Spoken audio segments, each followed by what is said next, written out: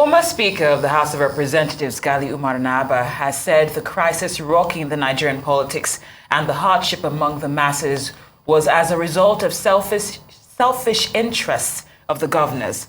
Na'Abba, who spoke at his Kano residence on the weekend, said the citizens were already running away from politics as a result of what the governors are doing. He also confirmed that the governors pocketed the political parties and decided who would or would not contest positions in elections, thereby crippling democracy and rotating power among themselves without considering competency.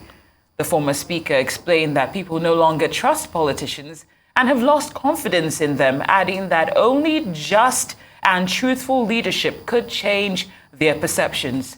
Joining us now to speak on the country's democracy, the 2023 elections, and his personal ambition is the former House of Representatives Speaker, Ghali Na'Abba. Good to have you on Newsday. Thank you very much. You are welcome. It's a pleasure. Now, of course, you, like we hinted, you've been very vocal about how the governors have played a huge role in the steady decline of democracy in Nigeria.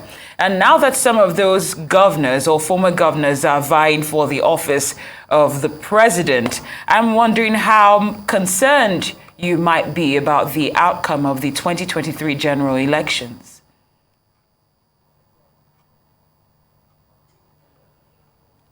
Well, every Nigerian, of course, must be concerned about the situation in the country as they relate, or as the situation relates to the 2023 election.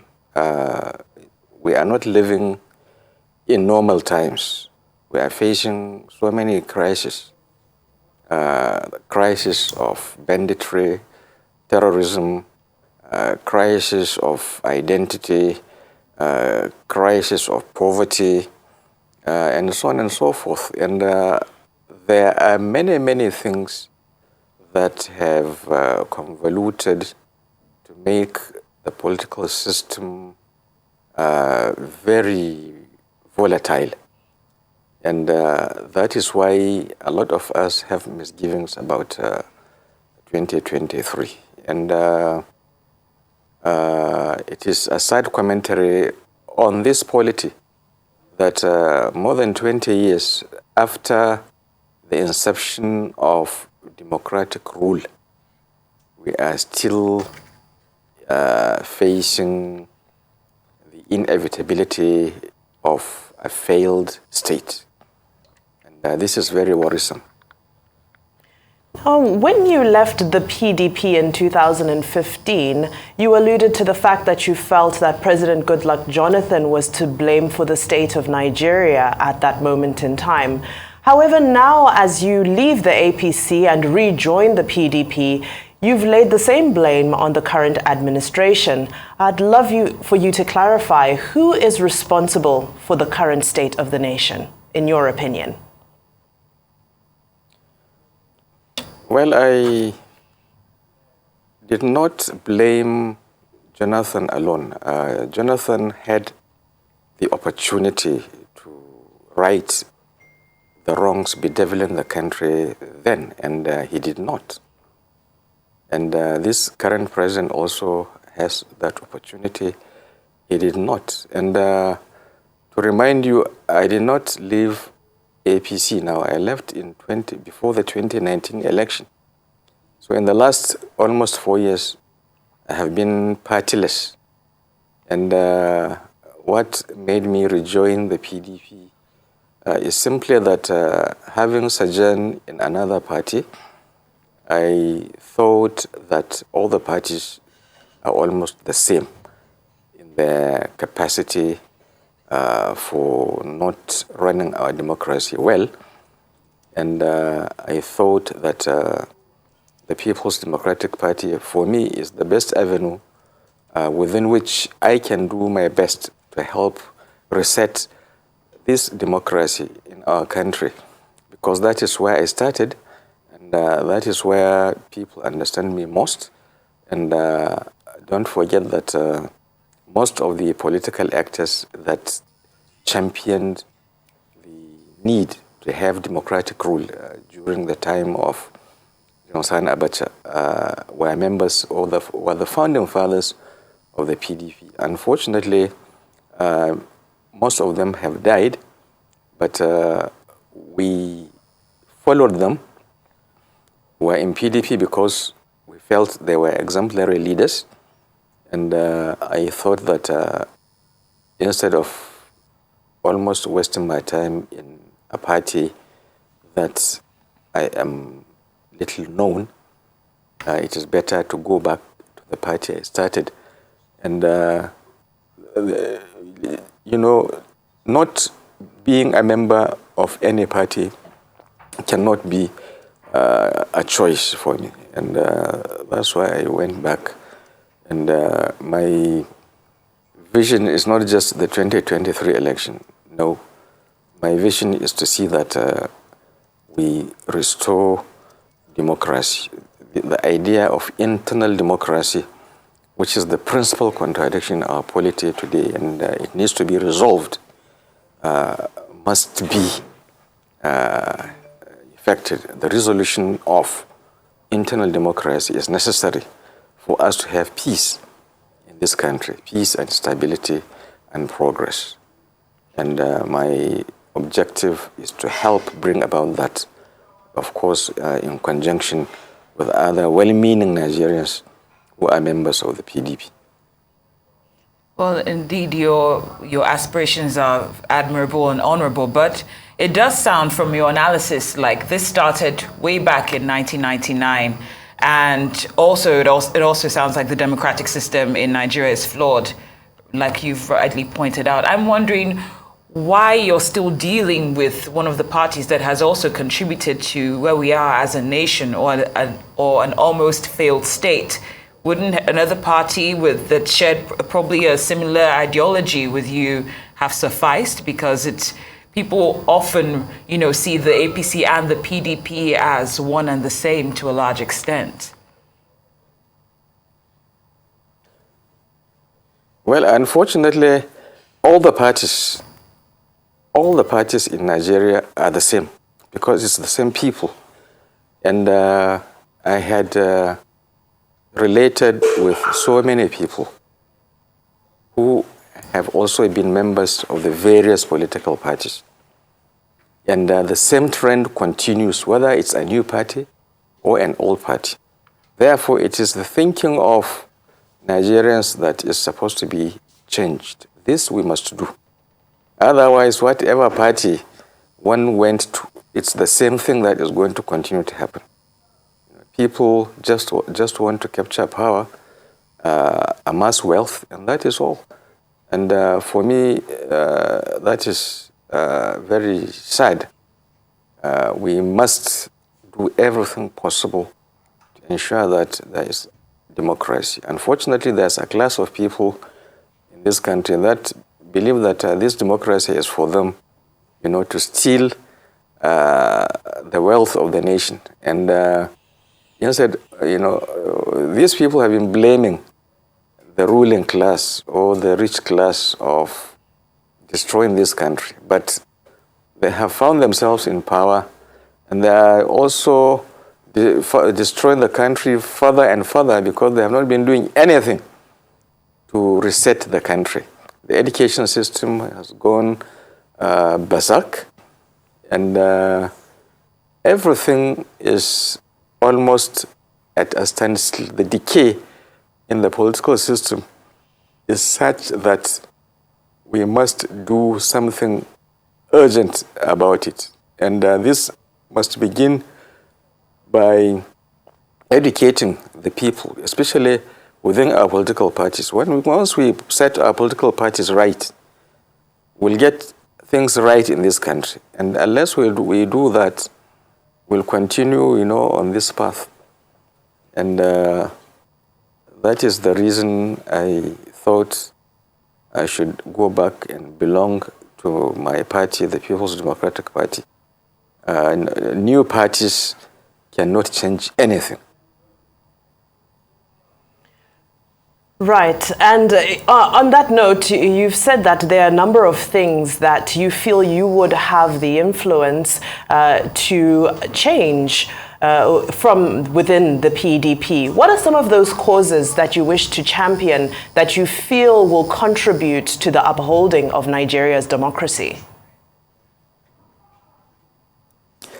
You see, as I said earlier, the principal contradiction in our polity is this idea of the obliteration of internal democracy by our governors and their associates, whether they are rich or poor. And this is the first contradiction that must be resolved. All other contradictions, are smaller contradictions that once the bigger contradiction is resolved, they will all follow suit. They will resolve themselves. And I cannot go further than this, because it is only when, we resolve this contradiction that new challenges may arise. But unless we resolve this contradiction, we'll continue to have problems in this country. And that is the task I have taken for myself. And I will not waste my time going into other things, because I know they will not be resolvable without first resolving this contradiction. It is the lack of internal democracy that has brought us to this level. Poor or low quality of leadership we are experiencing in this country is a function of the lack of internal democracy. Our poor economy is a function of the lack of internal democracy. Our poor polity, our poor society, banditry, terrorism, lack of economic progress, every hell in this country, is happening as a result of these contradiction that has not been resolved. It is only when we resolve it that we'll begin to have competition in our political parties. Competition spur on dialectical progress, development, because it is then that people begin to use their brains in the political parties and outside the political parties. You cannot have a situation where circumstance determines who becomes what in a country, and then people don't use their brains, and a development does not happen. So we must resolve this contradiction. There must be a competition among our people. That is what will bring out the best in our people. We'll have the best leadership. We'll have the best of everything. And this is what I intend to promote in our political party. Very well said. I'm going to borrow some of what you just mentioned now, where people should use their brains. I'm wondering how concerned you might be about the issue of vote buying, because even though you're, giving us this information about governors being responsible for where we are in terms of the country's democracy, there are most of them, I believe, in occupying positions of authority at all cost. So it's a case of the highest bidder. So I'm wondering how concerned you might be about vote buying, using what we saw in Ekiti and Osun State. Yes, I'm concerned about it. Point. Vote buying, is a function of mercantilism. There are people in all these political parties that have made politics to become mercantile. They are trading in politics. They are trading in people. They are in politics to trade. And they're in all the parties. Secondly, vote buying is also a function of lack of political education. One of the roles of our political parties is to educate their members. Our parties don't do that. Our parties have just become platforms for people to just go and contest the election. If you ask many people, including those elected to the National Assembly, to the state assemblies, to other offices, what the manifesto of their parties are, they don't know. They don't care. Because nobody asks them. Nobody challenges them. And one of the functions of political parties is to educate their people. Our political parties don't do that, and they don't care. And this is because we have a class of people who are leading these parties who don't care. Therefore, we must reclaim our political parties to make them live up to the task of their role as political parties. Now, still on the topic of the monetization of our political processes, let's look back to the primary elections of all parties, specifically the two forerunners, as they may be called for now, and generally the history of elections, both primary and official general elections. And we look at the informal conversation that happens around the one with the most money will, of course, win the election. So let's take that away from the vote buying aspect. Let's look at it from the monetization of appointing those who work within the party, delegates, the exchange of money that happens through those processes. What do you think is the way forward to reduce the barriers of entry so that the right people do actually get access to these offices and not just those who can afford to do so?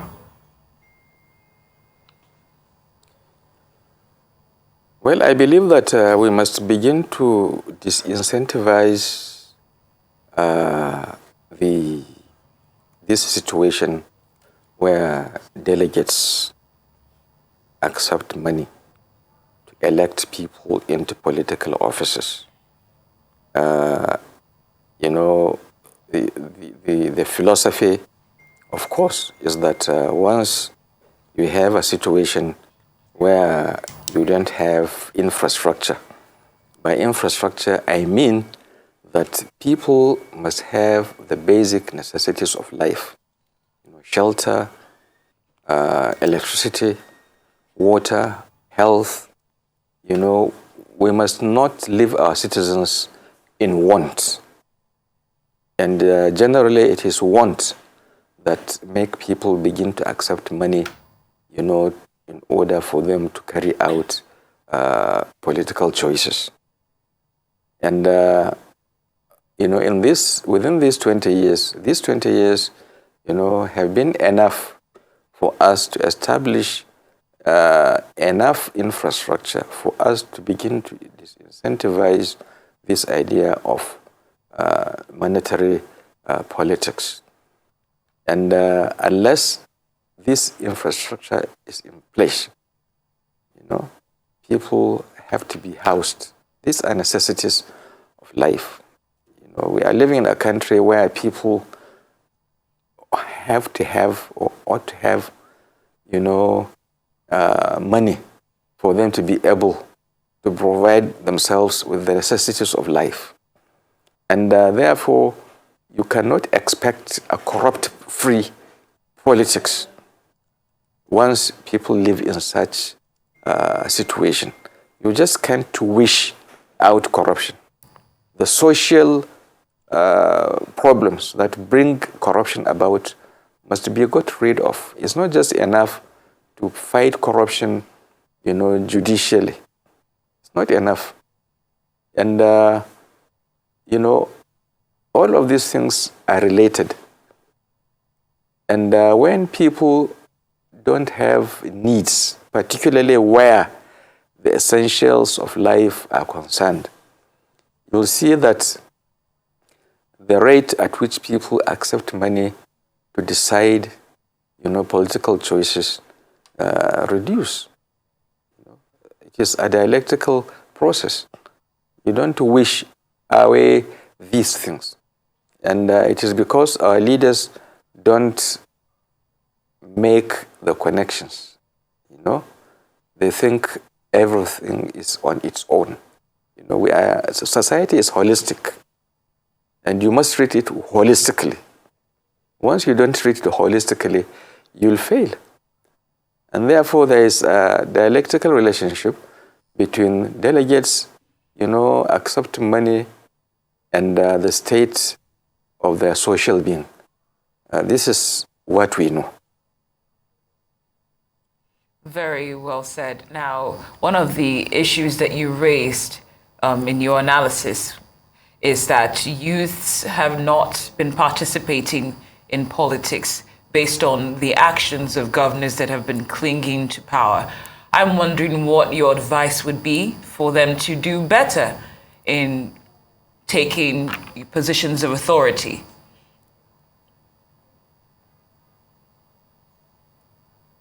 I beg your pardon, please. One of the things that you said when it comes to, what the governors have done over time that has led to where we are as a country in terms of our democracy is that youths do not feel the need to participate in politics. I'm wondering what advice you might have for the youth so that they can rise to the occasion. Well, first of all, we need to know what the governors had done. What the governors did from 1999 and their successors followed suit, because the first set of governors set up this tradition. What they did was to obliterate elections within the political parties and thereby taking away politics from the people. And that is why the people are no longer in reckoning today in the politics of this country.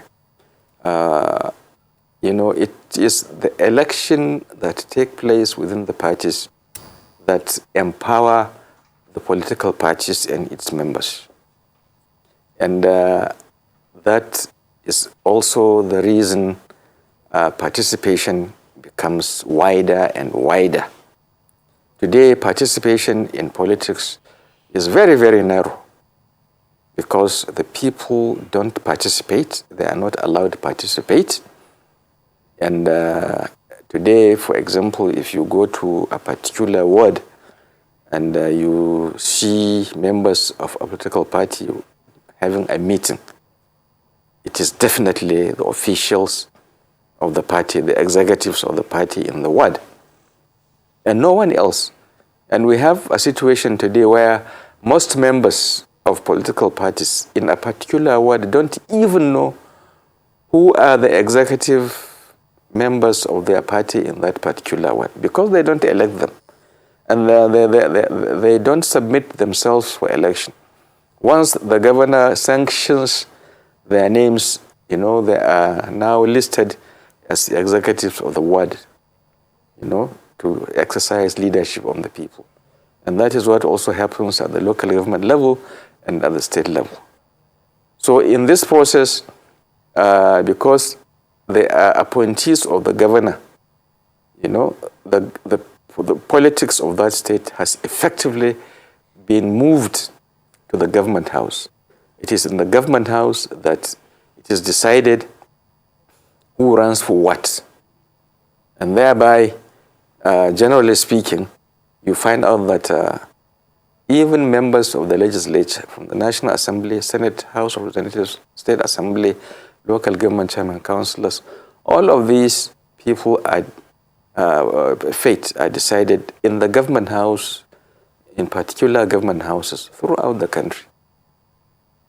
And so effectively, this is how the governors, stole away the power of the people. And this is what I'm saying, that the people must reclaim their rights by bringing about a situation whereby they have become more powerful. So this idea that the governor in a state is the alpha and omega must be challenged by the youths, and the youths have to be educated in order for them to be able to know what actually happened, because most of them don't even know what happened. And this, what I said earlier, is what had happened. It's as simple as that. Now, and so we have people running around democracy, and thereby, in that process, establishing a de facto dictatorship. We don't have any democracy. And I challenge anybody to come and tell me that we have democracy in this country. Every decision you see being taken by our political parties It's as a result of arbitrariness. And that is why we are having problems today of who is the candidate, who is not the candidate, Muslim, Christian ticket, Muslim ticket. All of these things are a function of lack of political order.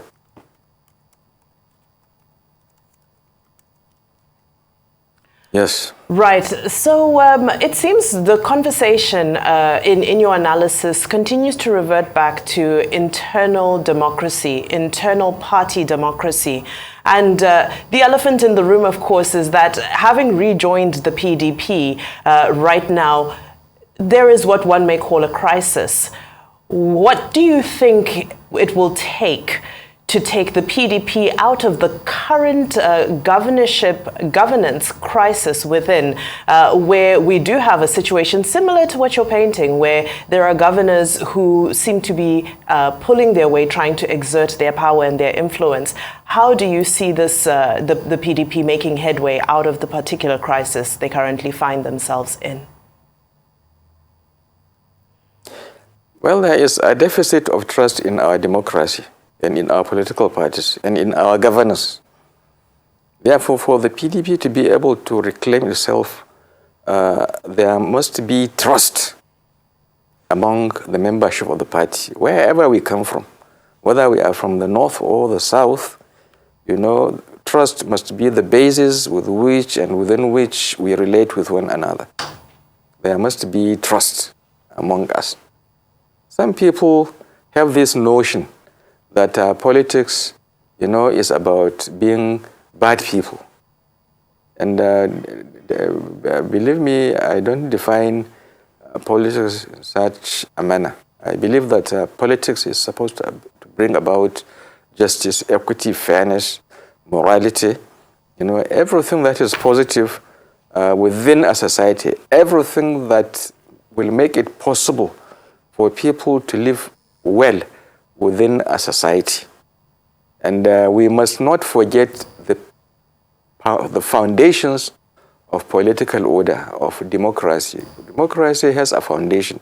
Those political philosophers that philosophize about democracy, were people who derive their philosophy from our faiths, particularly Christianity. And some of the ethos in Christianity are also true about Islam. Live and let live, be just, be fair, be equitable. This is the first thing we must do, whatever political party we belong to. So the PDP and even other parties must look inward and ask themselves a question. How do we restore trust within our party? And we must be humble enough to admit, even if we are at fault, let us admit we are at fault. As politicians, we are supposed to hold any position in every position, we hold is a trust. We are holding it on trust for the people, not for ourselves. And if we do anything that will stagger the stability of the country, then we are responsible. A polity is like a caravan that has a head. And in that caravan, you find out that every single person has a responsibility. And as the head, and the politician is the head here, if the politician now does anything to make the other people's tasks difficult and the system derails, then it is the fault of the politician. Therefore, our politicians who are heading these political parties must be humble enough to admit, areas where they are wrong. Admit it, and must also be humble enough, to reset wherever possible. then they themselves will find out that they are now at peace with themselves. This is true of the PDP and true of the APC and all other political parties. We must be humble in whatever we do. I remember Leo Tolstoy, a famous writer, once said that there is no greatness where there is no simplicity, kindness, and truth. And every person desires to be great. And we cannot be great if we don't simplify our thoughts and actions, if we are not kind. By kindness, I mean if we don't have empathy and sympathy, and we also must always admit the truth. This must be our guiding principles. Very well. Once these things are done, we find out that we live well within ourselves. Well, thank you so much. Just one final question before we let you go. Wondering, you've given this analysis of how the governors have led us to where we are as a country. And I'm just wondering why you're making this revelation, the timing that you chose, since you must have known about this for quite a while. Why did you choose to make this revelation at this time? Well, I did not make this revelation just this week. I have been doing it for a very long time. But you know that this is something most politicians don't want to hear. And maybe that is why even the press, have not been carrying it out, even though some members of the press have been publishing my speeches, my lectures, and so on and so forth. And of course, the actions of the governors were aided by those at the helm. I mean, the presidents who had been presidents, particularly our first president from 1999, who was in the habit of, dictating who became chairman of the political party, in addition to also buying off other political parties.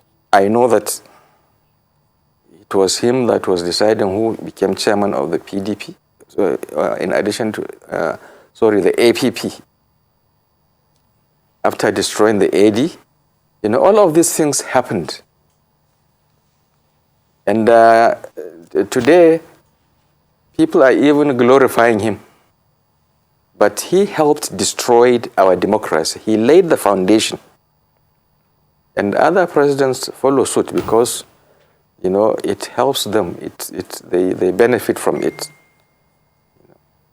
The current president had the opportunity to help the situation, but he detached himself from the political party, his political party. And that is why it is in the state it is today. He did not apply himself. Maybe he didn't understand what is democracy. But the governors at the state, are largely more responsible. And I'm not saying this to spite them. I'm just saying the truth. My vision about this country is simply that I must say the truth. And I'm not saying that to spite any governor. I'm saying it because that is what has happened. That is what is happening today. Certainly a lot of food for thought. Any political researcher would find out that this is the truth. Absolutely. A lot of food for thought, many thoughts to take away from that. Thank you so much for your time today. That was the former Speaker of the House of Reps, Ghali Na'Abba.